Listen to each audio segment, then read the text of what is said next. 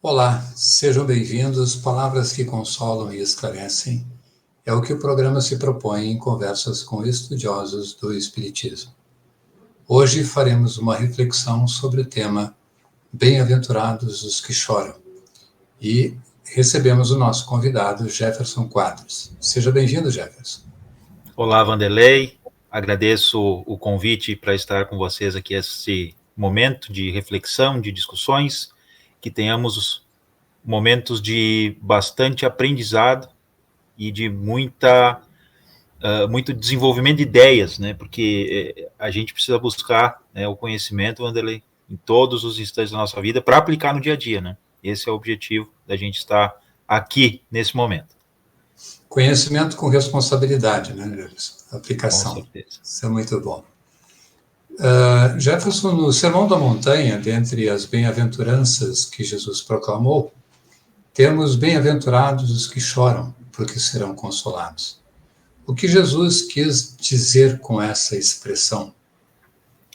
Pegando o momento, Vanderlei, a gente tem nesse Sermão da Montanha de Jesus, né, um dos mais belos momentos, né, da passagem do Cristo junto conosco, onde ele traz reflexões muito importantes. Pegando todo aquele contexto, se nós formos analisar de maneira resumida, Jesus nos diz que bem-aventurados são aqueles que enfrentam todas as dificuldades que a vida material impõe, com coragem e com fé, porque não estão sozinhos. Em resumo, a gente pode entender mais ou menos isso. Em especial nesse trecho em que Jesus fala em bem-aventurados os que choram, porque serão consolados, ou dependendo da tradução, bem-aventurados os aflitos, Jesus nos remete a que entendamos a importância das dificuldades, das aflições para o nosso crescimento moral. Parece às vezes até algo meio contraditório, né? Por que a gente precisa sofrer? Qual é o objetivo do sofrimento nas nossas vidas?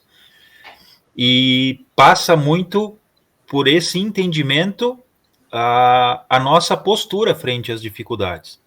E aí a gente lembra que Jesus nos diz, né? Bem-aventurados aqueles que choram, bem-aventurados os aflitos, porque serão consolados. E aqui a gente precisa lembrar que Jesus promete o consolo e não a resolução dos problemas, né? Então, Jesus não vai resolver o problema de ninguém, ele vai nos consolar, ele vai nos apoiar.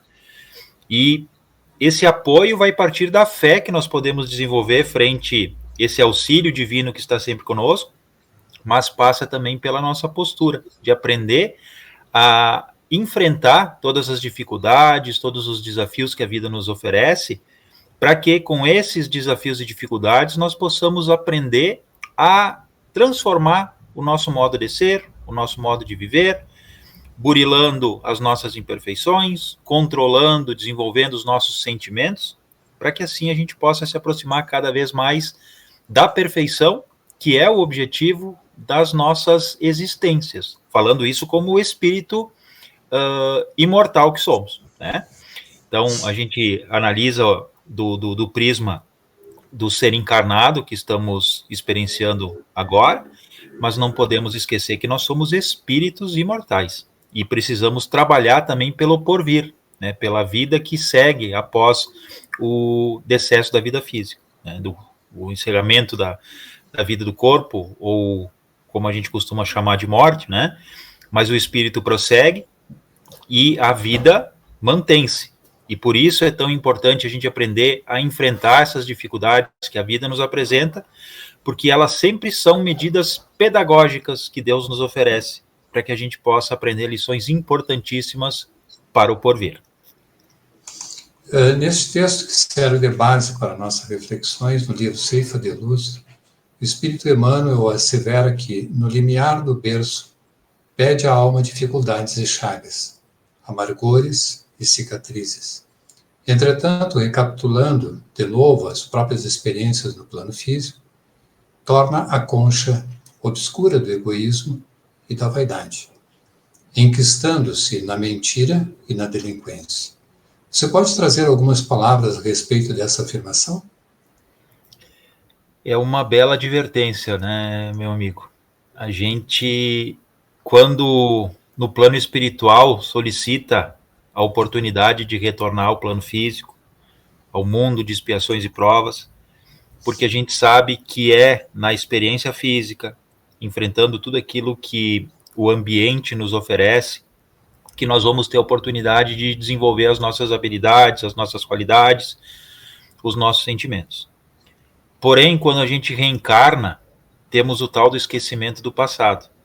E acabamos esquecendo, na verdade, né, tudo aquilo que havíamos prometido, tudo aquilo que havíamos nos proposto a fazer, e envolvidos no meio no qual nós estamos convivendo e cedendo às tentações que o mundo nos oferece, a gente acaba seguindo por caminhos muitas vezes bem diferentes daqueles prometidos. E algumas vezes, para que a gente retome o caminho correto, o caminho programado, a vida nos apresenta algumas situações desafiadoras para que a gente possa abrir os nossos olhos e entender que precisamos mudar algo que estamos fazendo. Então, acaba sendo uma situação importantíssima para que nós mantenhamos o rumo, para que nós não percamos o prumo das nossas existências. Temos, nesses momentos difíceis, que às vezes são extremamente difíceis mesmo, cada um de nós tem as suas dificuldades a enfrentar, cada um de nós tem as suas dores, e fica difícil a gente mensurar as dores alheias, porque cada um sabe como ele aperta o sapato no pé, né, Vanderlei? É verdade. Mas o importante é entendermos que todos nós estamos numa situação muito semelhante, porque somos moralmente semelhantes, né? E Deus nos dá essa oportunidade de estarmos aqui aprendendo, porém, não basta estar reencarnado para aprender. Não basta estar fazendo parte de um contexto. É preciso que tenhamos uma postura coerente. E aí vem esse sermão da montanha de Jesus, que é muito motivador, que é muito lindo, para nos abrir portas que nós, por conta, não nos daríamos conta que poderiam ser abertas. Nos mostrando a importância de sermos corajosos, de sermos perseverantes, de não desistirmos dos nossos objetivos morais, de não desistirmos de nós mesmos, de entender que todo o esforço na transformação íntima, todo o esforço na prática do bem, todo o esforço na aquisição de virtudes sempre é válido e vai trazer bons frutos para todos nós. Porém, é preciso que tenhamos esse entendimento e coloquemos em prática. Porque, como falamos antes, não basta estar aqui. É preciso ser participativo, é preciso ser colaborativo e é preciso pôr em prática tudo aquilo que a gente vem aprendendo ao longo das reencarnações. Perfeito. Emmanuel encerra o capítulo 27 do livro Ceifa de Luz, dizendo que valoriza a aflição de hoje, aprendendo com ela a crescer para o bem, que nos burila para a reunião com Deus. Essa fala é motivadora. O que podemos aprender com esse conselho de Emmanuel, sendo que tu já deu uma pincelada acima, né? É bem o resumo do que a gente vinha falando até então, né, Vanderlei? Vale a pena o esforço de cada um de nós, procurando enfrentar com toda a coragem, e essa coragem vai ser angariada através da fé. Quando a gente tem fé, não nos falta coragem, não nos falta força. Porém, se nós não temos fé, fica difícil, porque tem que haver algo que nos faça seguir lutando, seguir enfrentando. Às vezes a gente tem tropeços repetitivos na nossa vida, que nos momentos ali a gente não se dá conta do motivo, mas que são causados pelas nossas escolhas erradas repetidamente também, né?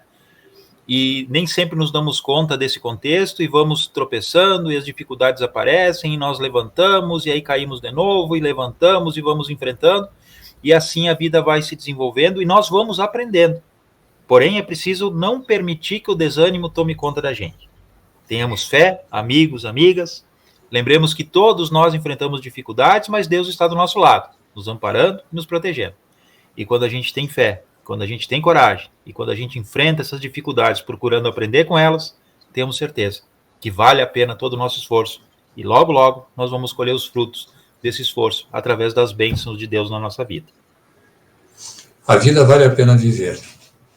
Agradecemos a contribuição do Jefferson Quadros e envolvemos-nos de alegria com os nossos amigos que nos prestigiam, colaborando com a divulgação das mensagens do Cristo. Até o próximo domingo com o programa Palavras Consoladoras.